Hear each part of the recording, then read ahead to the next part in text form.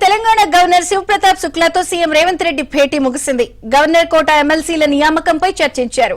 Azharuddin, Kodandaram MLC approval కోసం విజ్ఞప్తి చేశారు. అప్డేట్స్ రాజేష్ అందిస్తారు. రాజేష్, తెలంగాణ గవర్నర్ శివప్రతాప్ శుక్లాతో భేటీ వివరాలేంటి? విజయచంద్రిక కాసేపు క్రితమే ముఖ్యమంత్రి రేవంత్ రెడ్డి లోక్ భవన్ నుంచి వెళ్లిపోయారు.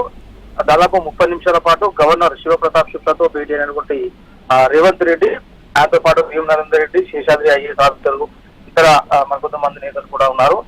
దాదాపు 20 నిమిషాల పాటు పైగా సాగినటువంటి ఒక భేటీలో ఈ నెల 30వ తారీఖుతో అజరుద్దీన్ కు సంబంధించినటువంటి ఏదైతే మంత్రిగా 6 నెలలు పూర్తి చేస్తున్నట్టు పరిస్థితి ఉందో అజరుద్దీన్ తో పాటు కోదండరాం పెండింగ్ లో ఉన్నటువంటి ఎమ్మెల్సీలతో పాటు ఇతరత్ర అంశాలపై ప్రధానంగా శివప్రతాప్ శుక్లాతో చర్చించినట్టు జరుగుతుంది. ఇక ప్రధానంగా దేశవ్యాప్తంగా ఇప్పటికే భారతీయ జనతా పార్టీ తీసుకున్న నిర్ణయం ఏదైతుందో లోక్సభలో వీలైనటువంటి మహిళా రిజర్వేషన్ బిల్లుపై ఇతర పరిణామాలపై కూడా క్షుణ్ణంగా శివప్రతాప్ శుక్లాతో రేవంత్ రెడ్డి మాట్లాడినట్టు తెలుస్తుంది. ఇక రేవంత్ రెడ్డి చేసినటువంటి కొన్ని ప్రతిపాదనలు ఏవైతే ఉంటాయి, పెండింగ్ లో ఉన్నటువంటి ఎమ్మెల్సీలకు సంబంధించిన అంశంలో గవర్నర్ శివప్రతాప్ శుక్లా సానుకూలంగా చర్చించినట్టు తెలుస్తుంది. దాదాపు 30 నిమిషాల పాటు సాగినటువంటి భేటీ అనంతరము రేవంత్ రెడ్డి లోక్ భవన్ నుంచి కాసేపు బయలుదేరి వెళ్ళిపోయారు.